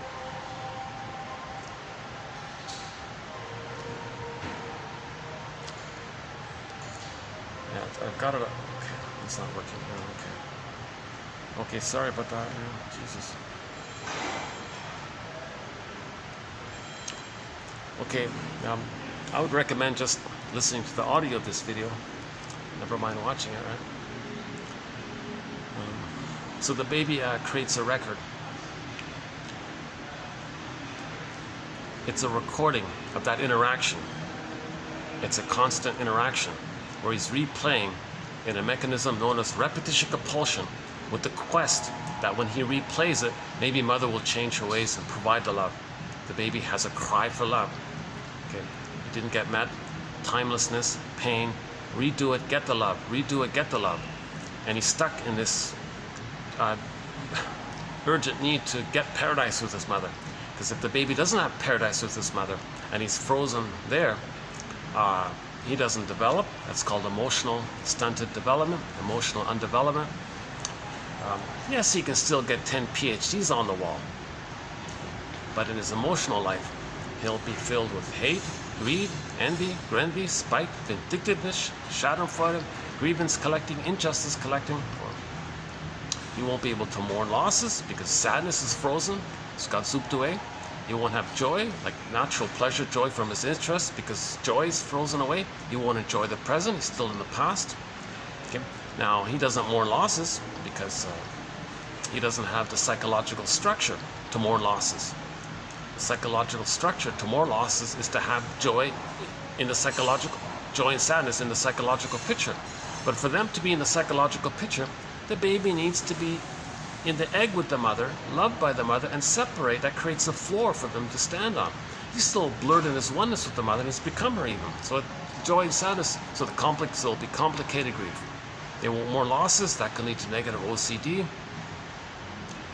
And then various quote-unquote troubled personality patterns spring forth. Bully pattern, Iago pattern, lower functioning BPD pattern. Okay, so in other words, love, empathy, tenderness, affection, reparation, gratitude, they haven't really entered the psychological picture. They're going to take refuge in the old archaic belief that when they were in the uterus, they were a little God. And they're going to always search for that.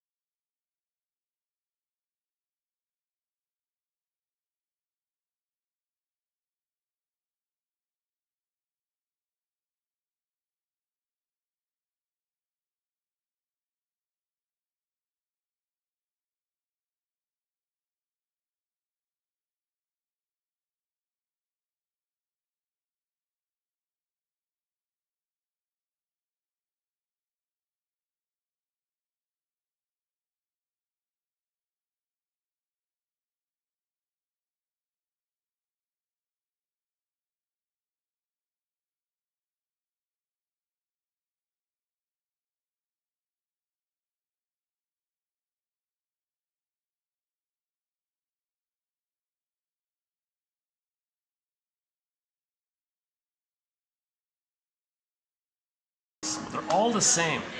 Joseph Campbell helped to point this out, and Marie-Louise von Franz, all of them, they all concluded the same thing. That means we all have the same brain, the same psychic processes due to trauma. So myths and fairy tales are the catalog of our psychology of trauma, and we're trying to heal it. So we all have the same. I remember one quote, a shrink who normally treats the wealthy in New York or something. He spent some time in an igloo or something or whatever, and he got to the translator. He got to know the life of the people there. He said, "Oh my God, it's the same stuff that he deals with in his fancy office. The same things they're talking about. It's the same things. Their tales and their stories are all the same thing.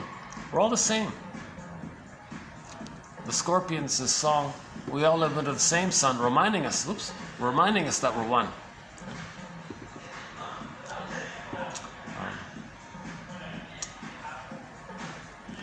So back to the song Diese Welt, this world. One shrink said, "If we're homo traumicus, let's study trauma.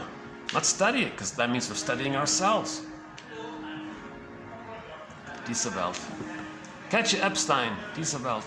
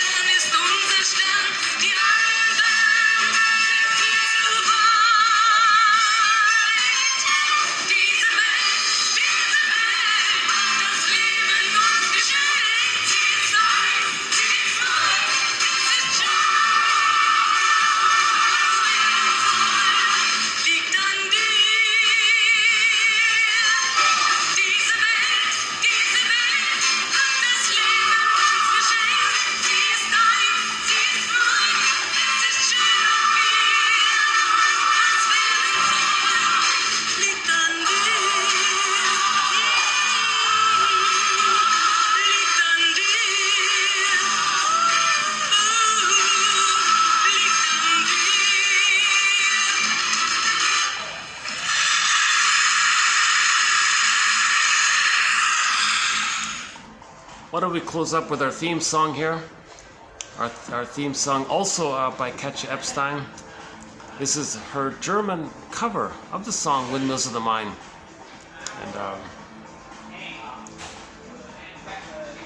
and our collection of quotes is named after Katja, after this song here.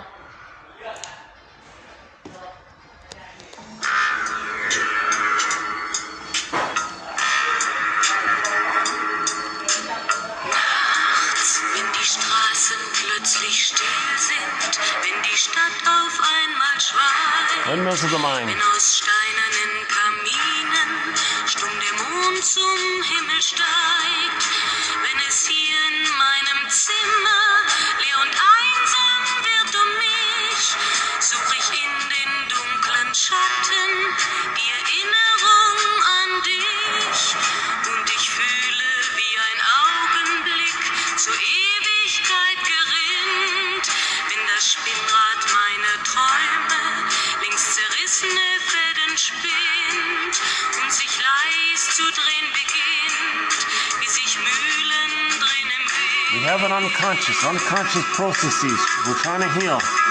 We're trying to heal. Und es kreisen die Gedanken ohne Anfang, ohne Ziel, wie die schnellen Wellenringe, wenn ein Stein ins Wasser fiel, wie ein Kreisel, den die Peitsche übers Straßenpflaster treibt, wie Spiralen, die ein Adler in den Abendhimmel schreibt, und ich fühle, wie ein Augenblick zur Ewigkeit gerinnt, wenn das Spinnrad meiner Träume links zerrissene Fäden spinnt und sich leis zu drehen beginnt, wie sich Mühlen drehen im Wind.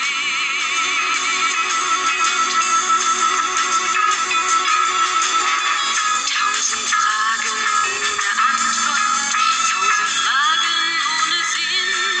Warum flog für uns der Sommer wie ein Pfeil so schnell dahin? Hat der Herbstwind gar die Spuren unserer Liebe schon verweht?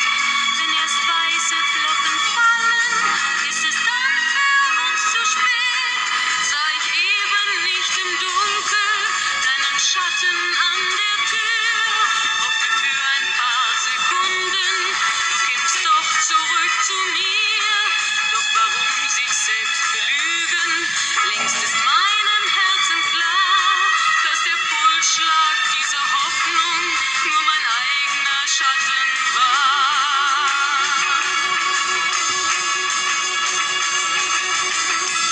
Und ich fühle, wie der Augenblick zur Ewigkeit gerinnt, wenn das Spinnrad meiner Träume längst zerrissene Fäden spinnt und sich leis zu drehen beginnt, sich im Kreis zu drehen beginnt, wie sich Mühlen drehen im Wind, wie sich Mühlen drehen im Wind.